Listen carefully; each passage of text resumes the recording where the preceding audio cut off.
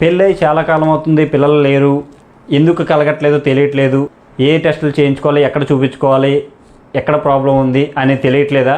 అయితే ఈ వీడియో మీకోసమే, మొత్తం చూసేయండి. మీకు తెలిసిన వాళ్ళలో కానీ మీ చుట్టుపక్కల వాళ్ళలో కానీ ఎవరైనా ఇలాంటి వాళ్ళు ఉంటే ఈ వీడియో మొత్తం చూసేసి వాళ్ళకి షేర్ చేయండి.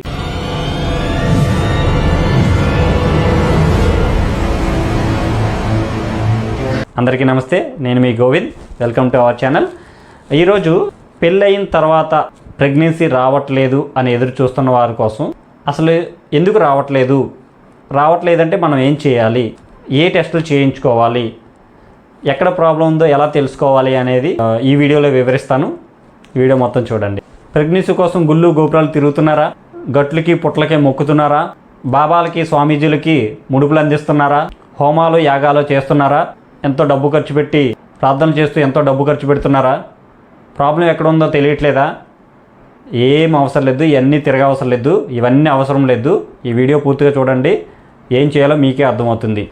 మొదటిగా ప్రెగ్నెన్సీ రాకపోవడానికి ఎవరు కారణాలు ఎక్కడ ప్రాబ్లమ్స్ ఉంటాయి? మగవారిలోనా ఆడవారిలోనా? మగవారిలో ఉంటే ఏ ప్రాబ్లమ్స్ ఉండొచ్చు, ఆడవారిలో ఉంటే ఏ ప్రాబ్లమ్స్ ఉండొచ్చు. అయితే ఏ ప్రాబ్లం ఉంది అనేది ఎలా ఐడెంటిఫై చేయాలి, ఏ టెస్టులు చేయించుకోవాలనేది ఒకసారి మనం చూస్తే, మొదటిగా మగవారి గురించి చూద్దాం. మగవారు ఎక్కువ ఆలోచించే అవసరం లేదు. స్పెర్మ్ ఉత్పత్తి అవుతుందా లేదా, స్పెర్మ్ ఉత్పత్తి అవుతే కౌంట్ బాగుందా లేదా, ఈ రెండు చూసుకోవాలి. ఆడవారిలో మాత్రం ఎగ్ రిలీజ్ అవుతుందా లేదా, ఎగ్ హెల్తీగా ఉందా లేదా, అయితే ఎగ్తో పాటు కావాల్సిన హార్మోన్స్ కూడా రిలీజ్ అవుతున్నాయా లేదా, యూట్రస్ బాగుందా లేదా, ఫైబ్రాయిడ్ కానీ సిస్టులు కానీ ఇలాంటివి ఏమైనా ఉన్నాయా, time to time hormones release అవుతున్నాయా, టైం టు టైమ్స్ మెన్సెన్స్ వస్తున్నాయా, ఇవి అబ్జర్వ్ చేసుకోవాలి.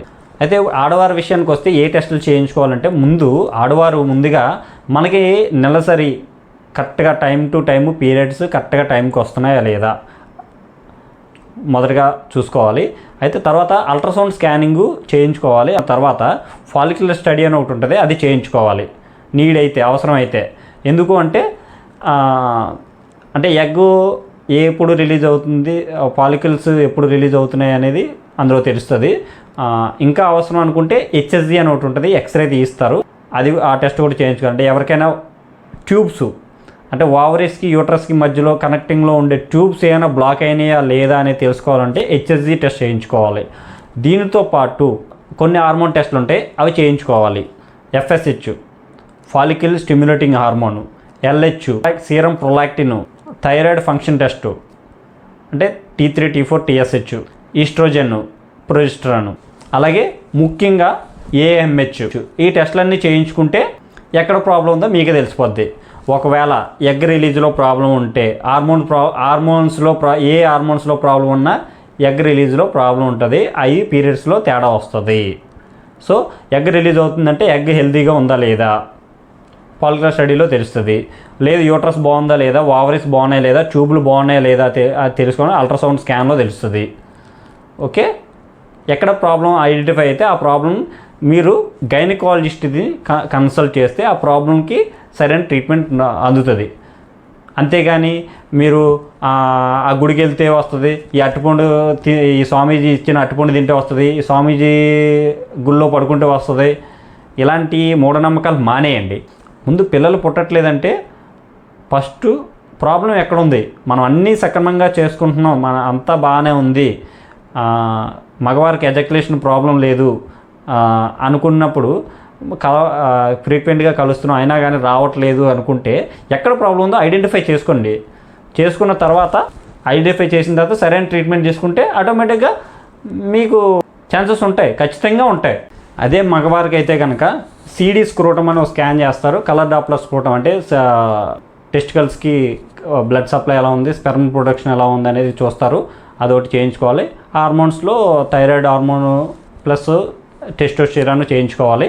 తర్వాత స్పెర్మ్ కౌంట్ చేయించుకోవాలి. స్పెర్మ్ కౌంట్లో స్పెర్ము ఎంత క్వాంటిటీ వస్తుంది, స్పెర్మ్ క్వాలిటీ ఎలా ఉంది అంటే స్పెర్మ్లో శుక్రకణాలు కాకుండా దాని చుట్టూ ఉన్న లూబ్రికెంట్ కూడా హెల్తీగా ఉంటేనే అవి చనిపోకుండా ఉంటాయి.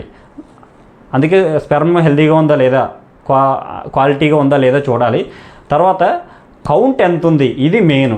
కౌంట్ ఎంత ఉంది, ఆ కౌంట్లోని హెల్తీగా ఉన్నాయి ఎంత అంటే కౌంట్ ఎంతైనా ఉండదు, కొన్ని స్పెర్మ్ కౌంట్ ఎక్కువగా ఉంటుంది కానీ అవి ఎక్కువగా చనిపోయినవి ఉంటాయి అన్నమాట.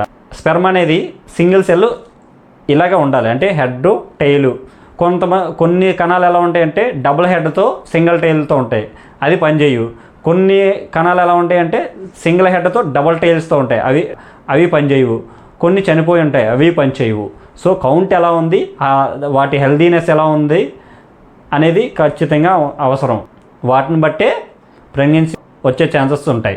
సో దయచేసి ఎవరికైనా ప్రెగ్నెన్సీ రావట్లేదు అంటే మనం అన్నీ సక్రమంగా చేస్తాం, ప్రెగ్నెన్సీ రావట్లేదు అనుకుంటే ముందు ఈ టెస్టులు చేయించుకోండి. టెస్టులు చేయించుకొని దగ్గరలో మీకు అందుబాటులో ఉన్న గైనకాలజిస్ట్ని కలవండి. కలిస్తే దానికి తగ్గ ట్రీట్మెంట్ ఇస్తారు. దాన్ని తీసుకున్న తర్వాత ఖచ్చితంగా మీకు వచ్చే ఛాన్సెస్ ఉంటాయి. అలాగే ప్రెగ్నెన్సీ కన్ఫర్మ్ అయిన తర్వాత కూడా కొంతమందికి ఫెయిల్ అవుతూ ఉంటాయి, ఎక్కువగా ఫ్రీక్వెంట్గా ఫెయిల్ అవుతూ ఉంటుంది. దానికి కూడా హార్మోన్స్ బట్టే అలాంటి ప్రాబ్లమ్స్ వస్తూ ఉంటాయి. ఇప్పుడున్న రోజుల్లో ప్రతి దానికి సొల్యూషన్స్ అనేది ఉన్నది. మీరు మూఢనమ్మకాలతో ఉండి హాస్పిటల్ కాకుండా మిగతా అన్ని చోట్ల తిరక్కండి. గుళ్ళకి, గోపురాలకి, గట్లకి, పుట్లకి, బాబాల దగ్గరికి, స్వామీజీల దగ్గరికి తిరక్కండి. Thank you.